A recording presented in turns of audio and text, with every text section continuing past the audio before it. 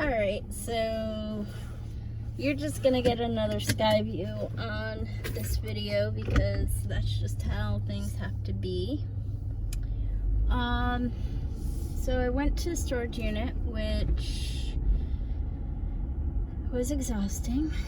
I don't have my strength. I don't know what's going on, but I do not have my strength. So with that being said, I want to continue from the previous video. You have to decide whether or not you want to have integrity and whether or not you want to be a hypocrite. Now, I don't know anyone who isn't a hypocrite. Even when I went to the massage therapist who I saw the other day, he admitted, he slacked off of his routine. And then he went to do some work and he paid for it. The friend I've mentioned before who just, life has thrown her for a spin right now and she's trying to figure things out, which I want to come back and touch on a component of that here in a little bit. But before I get there, you have to decide the value of your convictions. I'm not talking about beliefs. Beliefs change. Our convictions can change too. But they don't change as much. They don't change as often. It takes a lot of major changes in our beliefs and our practices to really change the convictions we have. That's if we even have any convictions, though. I know that might sound strange, but I believe there are a lot of people who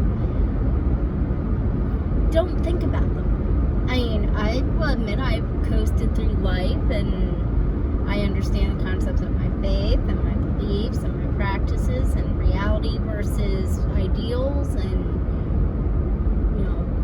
all of that variation. But conviction, it's a stronger word. And yes, this is playing with semantics, I know. But there's something about having that conviction that this is what you want to live by. This is what you tell your clients. This is what you tell your friends. This is the person you want the world to see. Because this is the person you are. Now, I've already mentioned, we have to understand that nobody's perfect. I am highly imperfect. And with what's going on right now, and my hand swelling up a bit, even as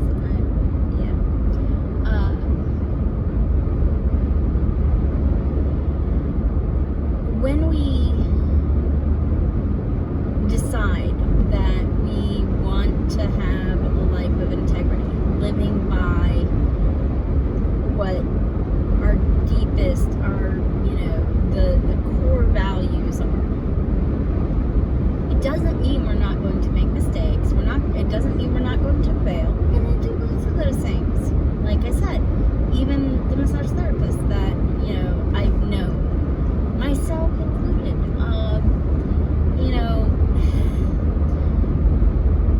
even when you have a huge team of people, which allows you to hide all of those little slip-ups and failures and questions and doubts, it still is going to happen. Imperfection exists. Now, that doesn't mean that you don't try. Oh, I'm using the word try. Let's rephrase that. And I actually do mean to rephrase it this time. By the way, if the phone does go flying, I will readjust it, but otherwise it is just going to stay where it's at, which I think it might actually do. Yay! Because I really can't see the phone where it's currently at. So, anyways, when we make that decision, it doesn't mean we're going to back out of it either. We're going gone to, probably 1,000 times. But sometimes the universe, God, Goddess, the divine I am, the intelligent designer, whatever the little things are controlling your body inside you, the bacterias and everything else, might just decide that they're going to wake you up and tell you, hey, you got to make a decision. Because if you don't make a decision now, the next reminder, or maybe it'll be 3 or 4 reminders from now, something's just going to be like, you've had enough. And maybe you will have had enough. So to live with this sense of integrity means that we're going to say, how do we want to tell our friends? Like, if our friends are asking us advice, if our clients are asking us our advice, family, a stranger on the street, somebody you see on Facebook, be careful with that. Though there's all those caveats, they're for another day. Yes, my brain goes in so many different directions that sometimes I start thinking about all the exceptions to everything, and I lose track of where I'm at. Well, I don't really lose track, I just go on this huge long tangent, which I'm currently on. So let's go back. For me, this means that I think we should, as humans, be able to have freedom to live life on our terms for the most part. There's a few little rules and laws and ethics and morals, but they're for another discussion. But we should have that freedom. And with that freedom, we should be able to do what will bring us the conditions of happiness more often. That will bring us not a desired pride, but a deep felt sense of pride and accomplishment and success. Not just a false ego standing up to try and not fall down and break apart, but the ego that says, I am. And whatever the rest of that statement is, or even if it stops right there, you feel like that defines who you are. And at least people who know you would see that definition in you. And really, it goes back to Dialogue Decalogue, and Leonard Swindler was a genius. And the rule of the Dialogue Decalogue, one must be able to define oneself, and one's partner should be able to see that definition in them. It is a fun one to go through, and I'm on that tangent again. So what I'm saying with this is we should have that ability. And the thing is, it's really hard in our world right now to do that because of money and resources, and whether or not a doctor will do self-pay, or just in general life resources. I know, I hear it. It's not a lack of money, it's a lack of resourcefulness. And legit, that's true, but also legit, the only reason I'm able to decide to take care of myself right now is because I got to a point where financially it won't destroy us, and if I want what I see in the future for us, I have to be in good health. And because of what I said in the previous thing, we're all dying, but are you dying for what you believe in? Are you dying for something that brings you some sense of joy or compassion or confidence or success or accomplishment or peace or joy? And okay, yes, I hear somebody saying yes, but those are all things that are bringing about a sense of desire, and we have the Four Noble Truths and all suffering and desire and let's go back.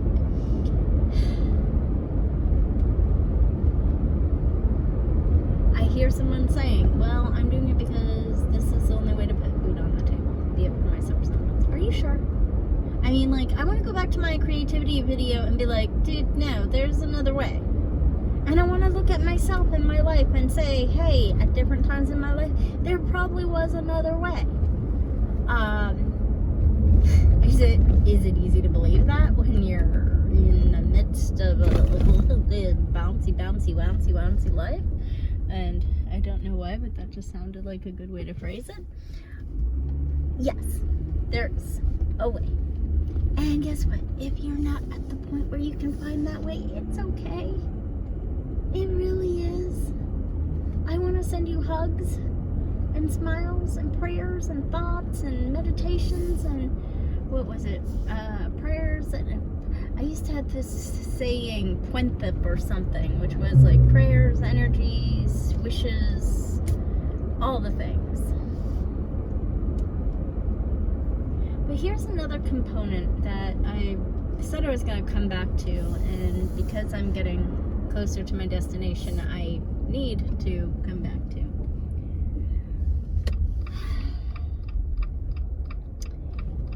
If our convictions, now first, are we living by them as far as self-care and of the type of life that we think is a better life? Okay, so that's part one. Part two, if your life is one of service,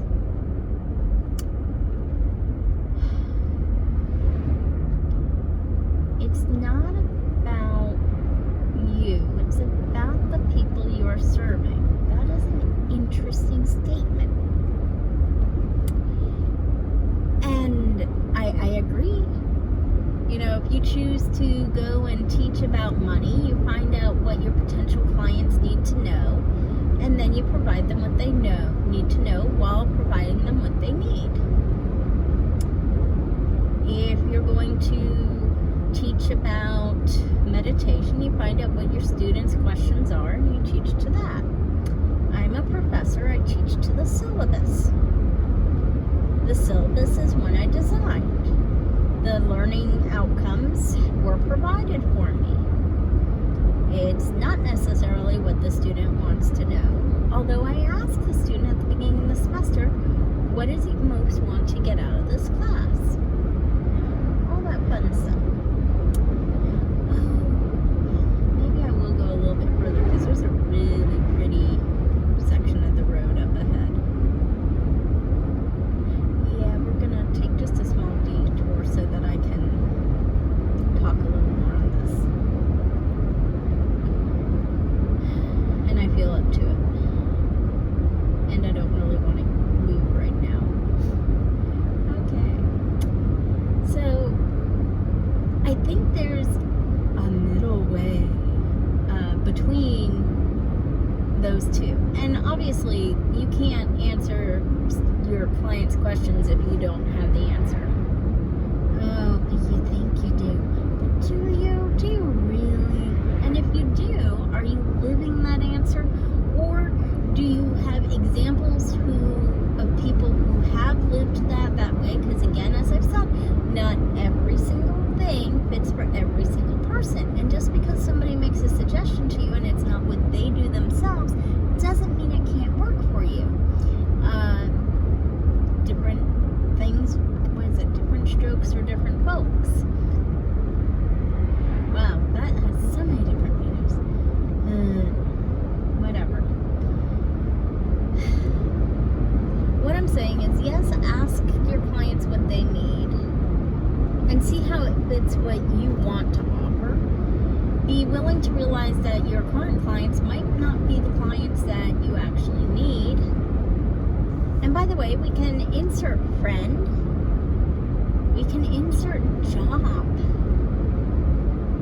Yeah, we're going to come to that point. I make it a little bit later because I just do. How much are you going to live your convictions?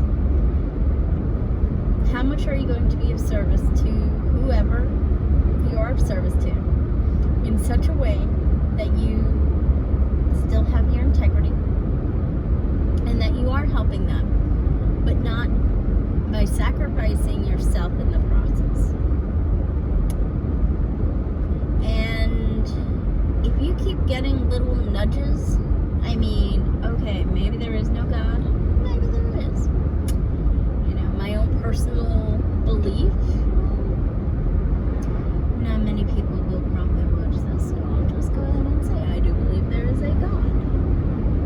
An essence of existence. Now, I can describe that essence in so many different ways, and they can be contradictory. But we're not going there. Let's step back.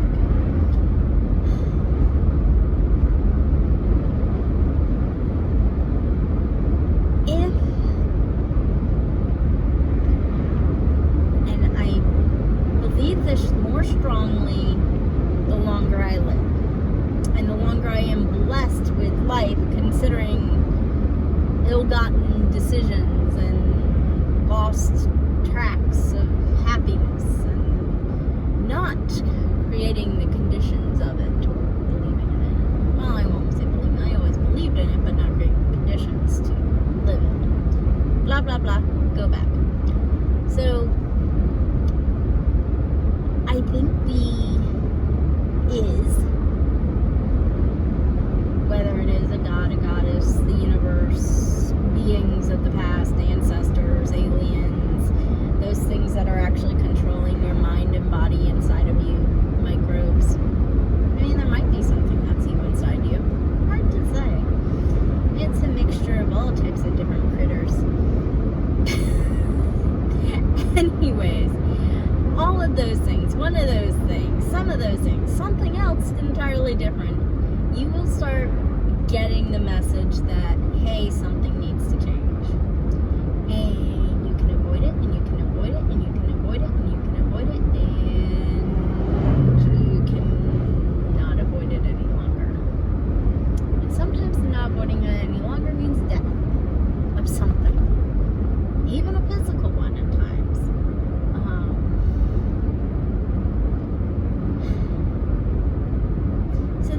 Of course, is always around about what's happening in my life as well. Because if it wasn't, well, you know, I could still talk about it. I haven't done those videos yet because this is a me time. Me. Yes, it is about me. There have been so many components of trying to decide, you know, even just to decrease the amount of hours I was working, and I kept getting the messages from the universe, from like so many different things. Something needed to change, so I decreased my hours. Opened up the possibility of going and being at another place offering guided meditations and various other things. And this is the part that I think, even with looking up, you should be able to see the beauty right through this section right here. It's actually just around the corner. I'm going to stop and turn around because it's just so beautiful. Oh, I hope the colors come through on the video. I really do. So yeah. Actually, I know where I'm going to turn around. It's a little bit further up here.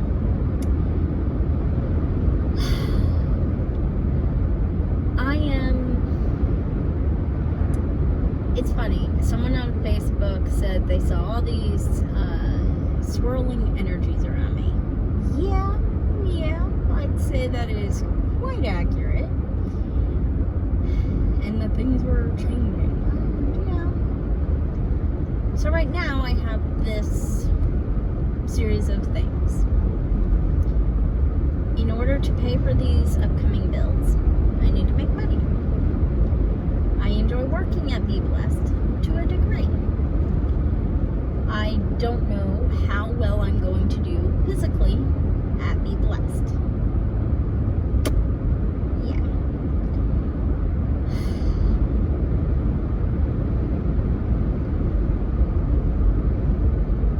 I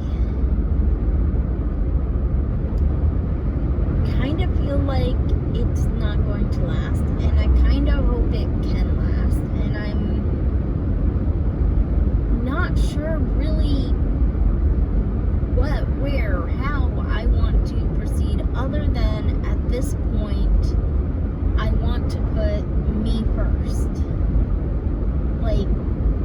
absolutely in every sense of the way. Not like a fake ego thing, but like, let's get raw, put me first, and see what that means. Because doing that means I want to be able to help people through guided meditations and through healing and through learning about world religions, because there's so much healing that happens through that process.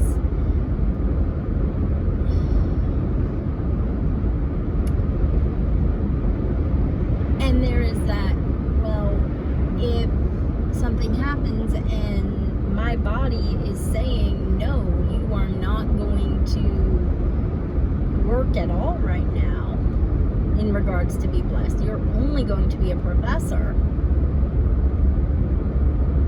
Is that enough to handle all these additional expenses? Because there's going to be a lot, and they're not going to be cheap.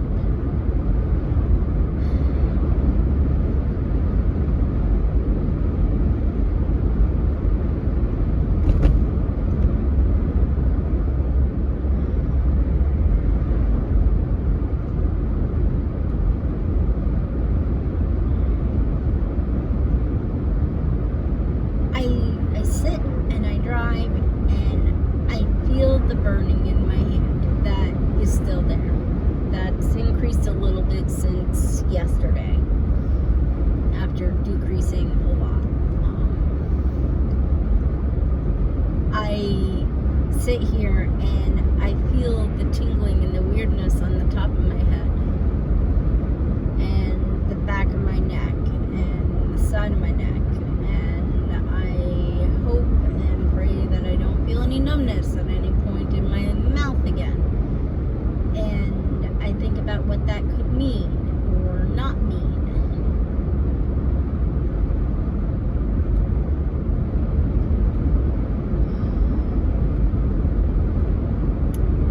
I want to live by my word. That was something my father taught me. And as we're coming up on, we just passed with Halloween, the anniversary of my parents. And now we're coming up on the anniversary of my dad dying. And his words are echoing in my thoughts. Lots of his words. Quite a few words. Wonderful quotes and phrases and statements, and a letter to me that I didn't get to see until years after he wrote it.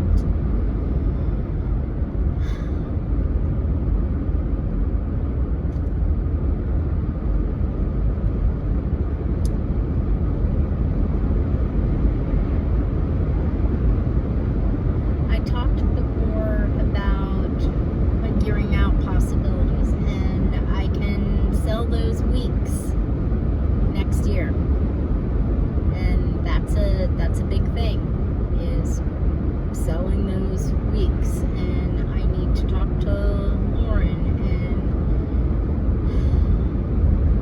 see if she's willing to help or make suggestions or something. I don't know everything. I don't know much, and yet I do know a lot. I have learned so very much from studying world religions, from exploring different religious beliefs and practices, reading history, thinking and overthinking about how we can live our lives better, how I would set up if I was setting up a new if I was to set up a new world order, how would it look? What would it be like?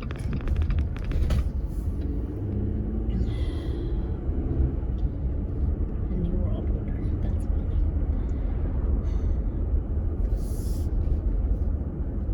I have a master's degree in religious studies. I've been a professor for over a decade. I was a massage therapist for 18 years. And I have, for most of my life, not owned up to what those things mean, what skills they imparted, what abilities, what knowledge. I mean, I knew it, but I hid it away. And no, it's not. Oh, okay.